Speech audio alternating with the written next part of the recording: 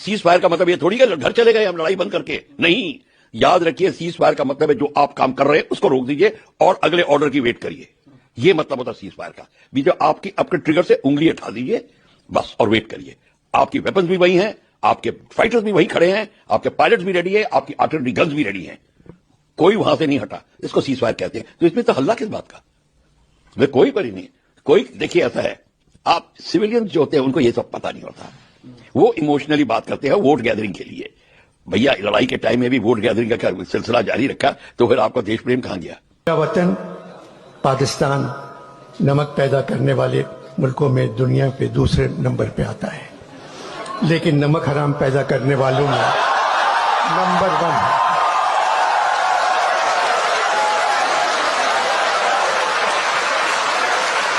अगर पाकिस्तान और इंडिया लड़ेंगे तो 100% इंडिया जीतेगा, ये 100% श्योर है। क्योंकि बेटा रिसोर्सेज का भी तो कोई महत्व होता होगा ना।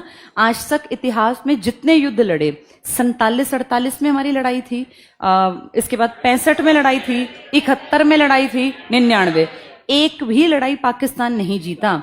हर एक लड़ाई में पाकिस्तान हारा, नुकसान हमारा भी हुआ। हम तो उनमें से हैं जो कहते हैं लड़ो ही मत, क्योंकि बेटा फायदा जीतने के बाद भी अगर ध्यान से देखें तो नुकसान होता है। क्योंकि जिसके घर से जिसका बेटा भाई पिता गए उनकी तो गिनती नहीं होती ना। लेकिन क्या करें, जैसे अब ये सोच के कि हाँ हम लोग बैठ जाते हैं इससे नुकसान होगा, तो उनको तो ये बुद्धि नहीं है ना। वो तो इस चीज को कमजोरी मान के और अगला बड़ा स्टेप लेंगे। आज 26-27 मारे, कल वो 600-700 मार देंगे। हम फिर भी ये कहते हैं कि नहीं कोई बात नहीं, हम समझदार हैं, हम मैच्योर हैं। जैसे कहीं जाके तो जवाब देना पड़ता है ना। 9 मई को यूएसए के प्रेसिडेंट जेडी वॉन्स कहते हैं कि हमारा इंडिया और पाकिस्तान के वॉर से कोई लेना देना नहीं, हम उनको नहीं रोक सकते। और 10 मई की दोपहर तक यूएसए कहता है कि उसने इंडिया और पाकिस्तान के बीच में सीज फायर करवा दिया।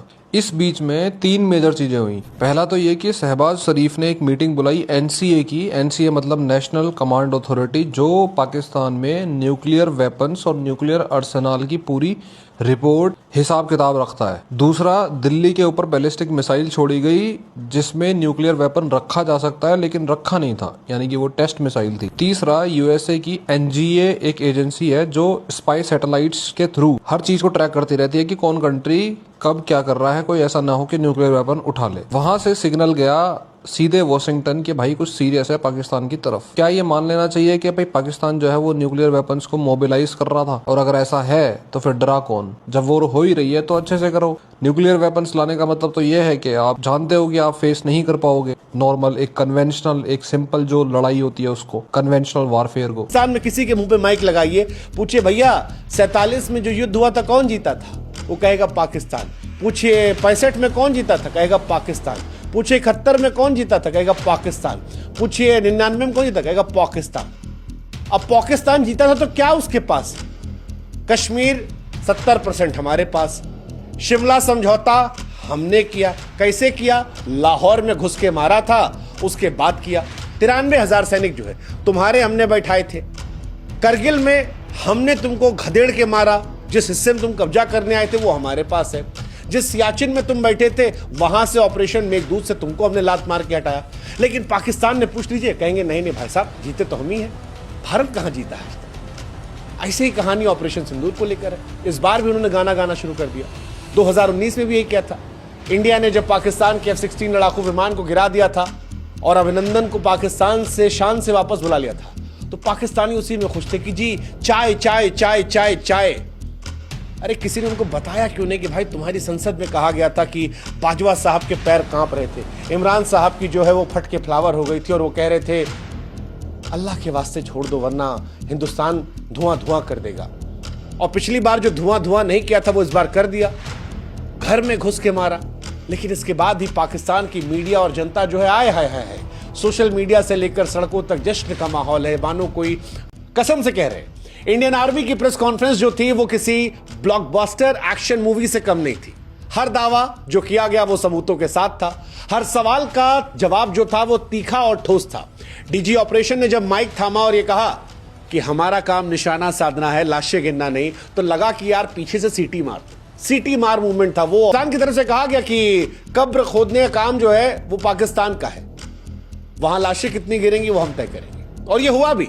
हिंदुस्तान ने 100 से ज्यादा आतंकवादी ठोक दिए, जिसमें कंधार हाईजैक के मास्टरमाइंड मुफ्ती अब्दुल रऊफ असगर, पुलवामा के गुनहगार यूसुफ अजहर शामिल थे।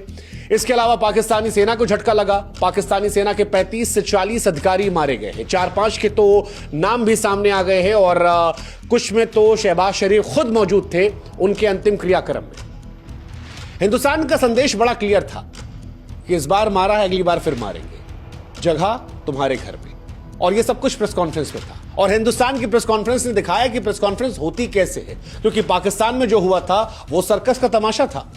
हिंदुस्तान की प्रेस कॉन्फ्रेंस में प्रोफेशनलिज्म की मिसाल थी, सबूतों का पहाड़ था, तंज का तड़का था, सैटेलाइट इमेज से लेकर ड्रोन फुटेज, हर दावे को पुख्ता किया गया। सवाल जवाब में कोई ड्रामा नहीं था, कोई फिल्मी बातें नहीं, कोई हवाबाजी नहीं। वो गंभीरता, फौजी ठहराव और दुनिया को स्पष्ट संदेश। ये कहा कि वे हिट हार्डर। अमेरिका इतना दोगला है ना, जो तुम्हें लग रही है ना चीजें जितनी सिंपल हैं उतनी है नहीं। ये जो सीज फायर हुआ इसके पीछे की कहानी सुनो। अब अमेरिका को पता था कि पाकिस्तान के पास ना असला है ना बारूद, खत्म होने वाले। आज सुबह IMF ने 8,000 करोड़ का लोन पाकिस्तान को दिया, शाम को सीज फायर हो गया। कैसे? इनको पता था कि भाई 1-2 हफ्ते में POK आ जाता। अमेरिका कभी नहीं चाहेगा कि इन दो देशों की लड़ाइयां खत्म हो, वो अपनी एडवांटेज में यूज करना चाहेगा। ये हिस्ट्री रही है अमेरिका की। पाकिस्तान आने वाले टाइम पर और कमजोर होता। अब पैसा आ गया, फिर से रीस्टॉक करेंगे, फिर से बाद में हमले शुरू करेंगे, जो कि आज से नहीं पहले से ही चलता आ रहा है। अब अमेरिका पे आओ, अमेरिका क्या करेगा? मैंने तुम्हारा देखो सीज फायर करा, अब आने वाले टाइम में ये इंडिया के साथ ट्रेड करना शुरू करेगा, मिलिट्री इक्विपमेंट्स की ट्रेड करना शुरू करेगा और हमसे और पैसा लेगा। डोकलाम प्लेटो, बेका एग्रीमेंट, कोमकासा, ये सब कुछ इसका प्रूफ है। मतलब ये दोगलापन साजिश है। सवाल पूछा जाना चाहिए, जब भी भारत पाकिस्तान का बंटवारा किया गया था तो इधर पाकिस्तान बना दिया, इधर पाकिस्तान बनाने की क्या जरूरत थी? और इधर भी आपने भारत को सिर्फ चिकन नेक से ही जोड़े रखा। और आज नॉर्थ ईस्ट में किस तरह की समस्या बनी हुई है सब जानते हैं। सवाल पूछा जाना चाहिए कि जब सरदार वल्लभ भाई पटेल कश्मीर का मुद्दा सॉल्व करने के लिए तैयार थे तो नेहरू ने कश्मीर का मुद्दा UN में क्यों उठाया? सवाल पूछा जाना चाहिए कि 1965 में जब भारत ने पाकिस्तान को रगड़ दिया था तब उसके बाद ताशकंद समझौते में भारत ने POK की मांग क्यों नहीं करी, जबकि भारत ने लाहौर तक कब्जा कर लिया था? सवाल पूछा जाना चाहिए कि 1971 में जब भारत ने पाकिस्तान के टुकड़े करवा के बांग्लादेश बनवा दिया था और पाकिस्तान के 93,000 सैनिकों को सरेंडर करवा दिया था, तब इंदिरा गांधी ने POK क्यों नहीं मांगा? सवाल पूछा जाना चाहिए कि भारत ने तो पाकिस्तान के 93,000 सैनिक रिहा कर दिए थे, लेकिन पाकिस्तान से सभी सैनिक अपने वापस क्यों नहीं बुलवाए हमने? सवाल पूछा जाना चाहिए कि 1976 में जब अजीत डोवल ने यह पता लगा लिया था कि खान रिसर्च लेबोरेटरी में पाकिस्तान न्यूक्लियर रिसर्च कर रहा है, तब भारत के प्रधानमंत्री ने अजीत डोवल को परमिशन क्यों नहीं दी कि इजरायल के माध्यम से इसे उड़ा दे? सवाल पूछा जाना चाहिए कि उसके बाद लगातार कश्मीरी पंडितों के साथ जो हुआ, भारत में अलग अलग तरीके से दाऊद इब्राहिम ने अपने कार्यक्रम चलाए, फिर भारत की क्या मकसद था दिल्ली पर हमला करने का? भारत को नुकसान पहुंचाना, दुनिया में बदनामी, नागरिकों में दहशत फैलाना। खबर तो यहां तक है कि कुछ चीन और आतंकी संगठनों ने मिलकर चाल चली थी। हालांकि इसको लेकर जांच पड़ताल जो है वो चल रही है। कितना सच कितना फसाना वो पता लग जाएगा। लेकिन पाकिस्तान ने दिल्ली को निशाना बनाकर भारत की संप्रभुता को जब ललकारने की कोशिश की, लाखों जिंदगियों को खतरे में डालने की कोशिश की, तो यह भारत की उस लाल रेखा को पार करने जैसा था जो भारत नहीं सहने वाला था। भारत ने इसके बाद पाकिस्तान को तबाह कर दिया। भारत ने इस बार जो जवाब दिया है उसने पाकिस्तान को शर्मसार किया है।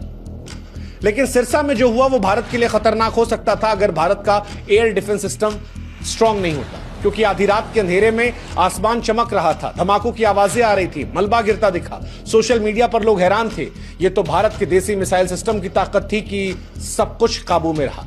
भारत की सैन्य शक्ति ने भारत के लोगों को सुरक्षित रखा, लेकिन पाकिस्तान की करतूत ने बताया कि वो शांति का दुश्मन है। शांति का दुश्मन है। जम्मू में हमला करना, पंजाब में हमला करना, राजस्थान में ड्रोन हमला करना और अब दिल्ली में साजिश करने से पाकिस्तान ने उस फुल फ्लेजेड वॉर को खोल दिया है जो अब तक भारत संकोच कर रहा था। हालांकि भारत ने इस बार भी पाकिस्तान के सैन्य ठिकानों को ही निशाना बनाया है।